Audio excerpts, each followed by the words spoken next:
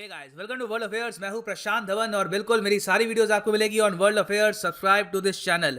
Now Joe Biden ने recently एक बहुत ही इंपॉर्टेंट स्टेटमेंट दी है रिगार्डिंग इंडिया। इन्होंने ये कहा है कि ये सपोर्ट करेंगे इंडो पैसिफिक को। जब से जो बाइडन बने हैं president elect, by the way अभी भी जो बाइडन यूएस के प्रेसिडेंट नहीं है। इनका शपथ ग्रहण समारोह होगा 20 जनवरी 2021 को। तब तक डोनाल्ड ट्रंप रहेंगे यूएस के प्रेसिडेंट। नाउ जो बाइडन को लेकर मेन क्वेश्चन यहाँ पर यह था कि क्या ये इंडो पैसिफिक को सपोर्ट करेंगे, और फाइनली यहाँ पर डाउट क्लियर हो चुके हैं।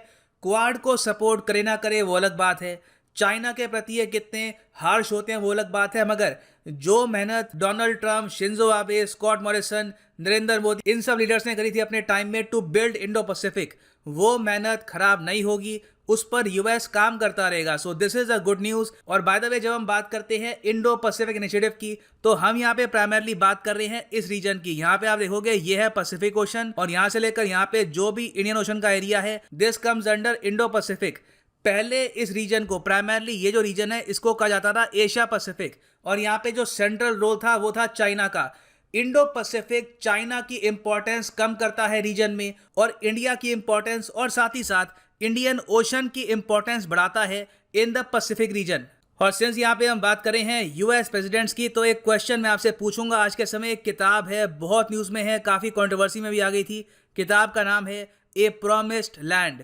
ये किस फॉर्मर यूएस प्रेसिडेंट ने लिखी है? आपके सामने ऑप्शंस हैं, Bill Clinton, Barack Obama, George Bush या जिमी कार्टर। नीचे कमेंट सेक्शन में इसका आंसर करो। सही आंसर मैं आपको प्रोवाइड करूंगा वीडियो के एंड में। सो डिस्कस करते हैं इस टॉपिक को, बहुत कुछ आपको जानने को मिलेगा। So a lot to know, a lot to discuss as always, but before we begin, अगर आप 2021 या 22 में एक प्रॉपर जेन्युइन अटेम्प्ट देना चाहते हैं at UPSC civil services examination, तो इसको प्रॉपर तरीके से करिए विद अनअकैडमी। अनअकैडमी आपके लिए लेके आया है यूपीएससी सिविल सर्विसेज कोर्सेज। आपको बस वेबसाइट पे जाना है, या फिर आप जा सकते हैं इनकी ऐप पर। दोनों जगह, बाय द वे, ऐप और वेबसाइट में आप लेक्चर्स देख पाएंगे, और यहाँ पे आपको क्लिक करना है गेट सब्सक्रिप्शन। प्लस और आइकॉनिक कोर्स में दोनों जगह आपका जो सिलेबस है कॉम्प्रिहेंसिवली कवर होगा। Polity, geography, history, everything is properly covered by India's best educators. और आप अगर लेते हैं आइकॉनिक कोर्स, जिसमें आपको मिलेगा एक personal coach, mains question answer practice, study planner, ताकि आप पूरे साल मोटिवेटेड रहें और लगातार अपने कोर्स को फॉलो करें। और सिंस आइकॉनिक कोर्स अपने आप में बहुत ही स्पेशल कोर्स है, इस टाइप का कोर्स आपको ऑनलाइन कहीं और मिलेगा नहीं। इस कोर्स के prices in the future unfortunately बढ़ने वाले हैं।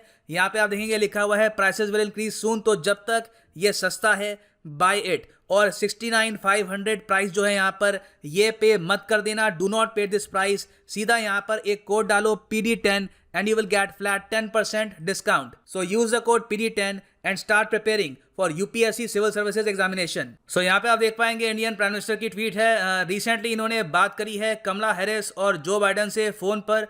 पहली फोन कॉल है with the president elect of USA. यहाँ पर कह रहे हैं नरेंद्र मोदी जी के spoke to US president elect Joe Biden on phone to congratulate him. We reiterated our firm commitment to the US Indo strategic partnership and discussed our shared priorities. अब यहाँ पर देखिए किन टॉपिक्स पर मेन बातचीत हुई है। कोविड-19 पेंडेमिक, क्लाइमेट चेंज और cooperation in the Indo Pacific reason. ये बात ऑलमोस्ट सेम बात दोहराई है जो बाइडन ने। यहाँ पर आप देख पाओगे ये जो बाइडन की तरफ से स्टेटमेंट आई है कि प्रेसिडेंट इलेक्ट ने थैंक किया है इंडियन प्राइम मिनिस्टर को फॉर हिज गुड विशेस, और ये चाहते हैं कि इंडिया और यूएस के रिलेशंस इन द फ्यूचर और स्ट्रांग हो। और यहाँ पे प्राइमरली फोकस किया जाएगा इन कंटेनिंग कोविड-19 और बाकी इंपॉर्टेंट टॉपिक्स पर। और साथ ही साथ इन्होंने भी यहाँ पे मेंशन किया है we will focus on maintaining a secure and prosperous Indo Pacific region. ना अगर हम बाकी टॉपिक्स की बात करें तो कोविड-19 एक ऐसा इशू है जहां पर इंडिया यूएस को मिलकर काम करना ही होगा। ऑलरेडी करीब 13,50,000 मौतें हो चुकी हैं बिकॉज ऑफ कोविड-19, और हमको पता है कि इंडिया और यूएस में सबसे ज़्यादा केसेस हैं कोविड-19 के। तो दोनों कंट्रीज मिलकर काम करेंगी तो ही ये पेंडेमिक कंट्रोल में आएगा। और फिर अगर हम बात करें क्लाइमेट चेंज की, तो जो बाइडन ने बोला है कि जैसे ही मैं शपथ ग्रहण समारोह पूरा करता हूं, पहले ही कुछ दिनों में मैं इंश्योर करूंगा कि यूएस वापस हिस्सा बन जाए पेरिस क्लाइमेट एग्रीमेंट का। इसका मतलब ये भी है कि इंडिया को यूएस कुछ अमाउंट देगा, कुछ बिलियंस ऑफ डॉलर्स देगा, ताकि हम लोग ग्रीन एनर्जी की तरफ बढ़ पाएं। मगर साथ ही साथ यूएस इंडिया पे दबाव डालेगा कि कोयला हम कम इस्तेमाल करें इलेक्ट्रिसिटी या फिर पावर जनरेट करने के लिए। इसके अलावा अगर ग्लोबल इकोनॉमिक रिकवरी करनी है इन द फ्यूचर, उसमें भी इंडिया यूएस का क्रिटिकल रोल लेने वाला है। फिर जो बाइडन ने यहाँ पे ये भी मेंशन किया है कि India and US will work towards strengthening democracy at home and abroad. अब डेमोक्रेसी को प्रमोट करने के लिए जो बाइडन का प्लान ये है कि ये होस्ट करेंगे एक ग्लोबल डेमोक्रेसी समिट। अब पेंडेमिक लगता नहीं है कि बहुत जल्दी कहीं जाने वाला है, अभी भी जो भी समिट्स हैं वर्चुअली हो रहे हैं, तो पॉसिबिलिटी काफ़ी हाई है कि जो यहाँ पर ये समिट होगा ये भी वर्चुअली होगा। और सिंस यहाँ पे इंडिया से इसके बारे में बात कर रहे हैं, इंडियन पीएम से बात कर रहे हैं, तो मोस्ट प्रॉब्ली इस समिट में इंडिया की पार्टिसिपेशन भी होगी। इस समिट में ये फोकस करेंगे on fighting corruption, defending against authoritarianism, including election security और ह्यूमन राइट्स। और फाइनली जो बाइडन ने बोला कि मैं इंडो पैसिफिक के साथ हूं, मैं इंडो पैसिफिक इनिशिएटिव का समर्थन करूंगा।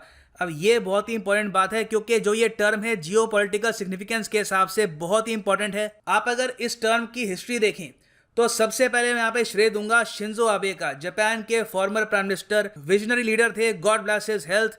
और इन्होंने 2007 में पहली बार इंडियन पार्लियामेंट में खड़े होकर यूज किया था ये term Indo Pacific and the confluence of the two seas. और इन्होंने इंडिया को पिच किया आइडिया ब्रॉडर एशिया का कि इंडो पैसिफिक टर्म यूज करिए, आपका ज्यादा बड़ा हक बनता है इस पूरे रीजन में in terms of economic prosperity, in terms of security. उसके बाद हमने ये देखा कि 2013 में ऑस्ट्रेलिया का जो डिफेंस व्हाइट पेपर है वहां पर भी ये टर्म यूज करी गई इंडो पैसिफिक। और उसके बाद जब 2017 में क्वाड ग्रुप को फिर से रिवाइव किया गया अंडर डोनाल्ड ट्रंप, तो वहां पर भी इंडो पैसिफिक जो टर्म है इसको बार बार यूज किया गया। और देखिए डोनाल्ड ट्रंप में 10 कमियां होंगी, उन्होंने काफ़ी बार अजीब सी स्टेटमेंट्स दी हैं, काफ़ी बार कुछ भी उन्होंने बोला है, मगर आप अगर बात करें इंटरनेशनल रिलेशंस की और यूएस की फॉरेन पॉलिसी की तो उन्होंने बहुत ही अच्छे काम भी किए हैं। For example Abraham accord, Israel और अरब कंट्रीज के बीच में पीस करवाया, कोसोवो और सर्बिया के बीच में कुछ हद तक पीस करवा दिया, चाइना पे काफ़ी प्रेशर डाला थ्रू ट्रेड वॉर। जो क्वाड का आइडिया था जो बराक ओबामा ने अपने टेन्योर में आगे एक्टिवली परस्यू नहीं किया, क्वाड पे काम किया और इंडिया, यूएस, जापान, ऑस्ट्रेलिया को इकट्ठा साथ में लेके आए कोऑपरेशन करने के लिए। अब जो बाइडन डोनाल्ड ट्रंप की तरह क्वाड को स्ट्रेंथन करेंगे या नहीं करेंगे वो किसी को पता नहीं है, मगर ये इंडो पैसिफिक को अगर एशिया पैसिफिक नहीं बनाते वो ही अपने आप में बहुत बड़ी बात है। क्योंकि एशिया पैसिफिक जब हम बोलते हैं तो इसका मतलब ये होता है कि इस रीजन में डोमिनेंस है चाइना की। जब हम कहते हैं इंडो पैसिफिक तो हम इस पूरे रीजन को जोड़ देते हैं और इसमें इंडिया और आसियान कंट्रीज की जो इंपॉर्टेंस है ये अपने आप बढ़ जाती है। तो जैसे ही आपने देखा होगा इंडो पैसिफिक टर्म को यूज करना हमने स्टार्ट किया है, इंडिया ने अपनी डिफेंस एंगेजमेंट यहाँ पे बढ़ा दी है। इंडिया के आज के समय डिफेंस टाइज बढ़ रहे हैं विद द फिलीपींस, वियतनाम।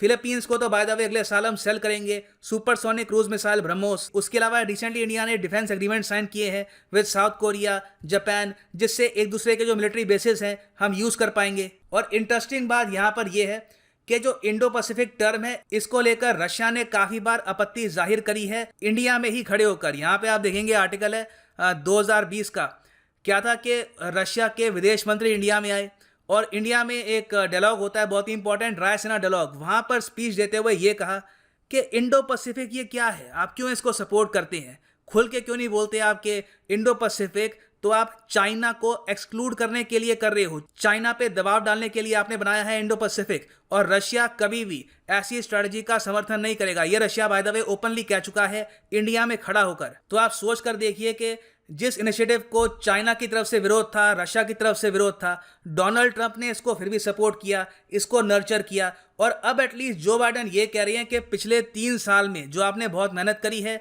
उस पर मैं ऐसा नहीं है कि पानी फेर दूंगा, इंडो पैसिफिक काफ़ी हद तक जिंदा रहेगा और उस पर हम भी काम करेंगे, जो मतलब करंट यूएस एडमिनिस्ट्रेशन है वो भी काम करेगी। सो ये मैं कहूँगा एक काफ़ी पॉजिटिव स्टेप है। बाय द वे मैं आप सबको बोलूँगा इससे ये एक्सपेक्ट मत कर लीजिएगा कि जो डोनाल्ड ट्रंप ने चाइना के साथ किया था वो जो बाइडन करेंगे। ऑब्वियसली जो बाइडन ट्रेड वॉर ख़त्म करेंगे, चाइना के लिए काफ़ी सारे जो पुराने इश्यूज डोनाल्ड ट्रंप ने खड़े कर दिए थे उनको रिमूव भी करेंगे, मगर साथ ही साथ पुरानी मेहनत जो बाइडन रिमूव नहीं करने वाले। So that is at least some concession. तो वापस आते हैं अपने क्वेश्चन पे कि जो बुक है ए प्रॉमिस्ड लैंड, ये किसने लिखी है? ये बुक ऑथर करी है बराक ओबामा ने। यहाँ पे आप देख पाएंगे इसका कवर है और 17 नवंबर 2020 को रिलीज हुई है। इंडियन पॉलिटिशियंस के बारे में भी यहाँ पे काफ़ी बातें हैं, इंडिया एज ए कंट्री उसके बारे में इन्होंने काफ़ी लिखा है, इंडिया को बहुत तरीके से इन्होंने कवर किया है इस बुक में। So that is why it is very much in the news in India as well. So इसी के साथ वीडियो करते हैं खत्म। Thank you for listening and as always God bless you all.